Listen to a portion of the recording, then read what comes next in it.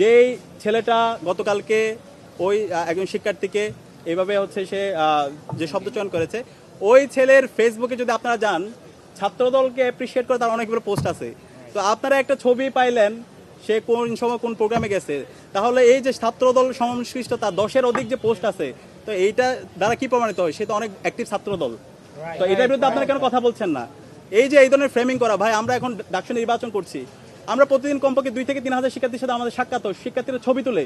এখন এই ছবি তোলা মানে যদি সে শিবির হয়ে যায়, তাহলে তো এটা একটা ধরনের হিপোক্রেসি। এবং এই ধরনের ফ্রেমিং এর রাজনীতি, এই ধরনের ভণ্ডামি রাজনীতি আপনারা বন্ধ করেন। আপনাদের শিক্ষার্থীদেরকে নিয়ে ভাবনা, শিক্ষার্থীদেরকে নিয়ে চিন্তা, সেগুলো আমাদের জাতির সামনে নিয়ে আসেন। এবং আমরা ঐক্যবদ্ধ শিক্ষার্থী জোটের যে স্বতঃস্ফূর্ত রেসপন্স দেখতে পাচ্ছি, আমরা আশা করি ইনশাআল্লাহ 9 তারিখ ব্যালট বিপ্লব হবে এবং সেই ব্যালট বিপ্লবে ঐক্যবদ্ধ শিক্ষার্থী জোটে আমরা যারা প্রার্থী আছে সবার ভূমিধ্বস বিজয় হবে।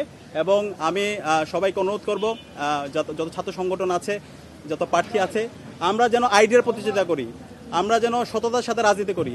কিন্তু আমরা যদি এইভাবে ব্লেমিং ফ্রেমিং এর রাজনীতি করি, নিজেদের গর্ত নিজেরাই করতেছি। তো এখানে শিবিরের কিছু হবে না, আপনাদের নিজেদের গর্ত নিজেদের জন্য করতেছেন। তো আমি সবাইকে দায়িত্বশীল আচরণ করার জন্য অনুরোধ করব।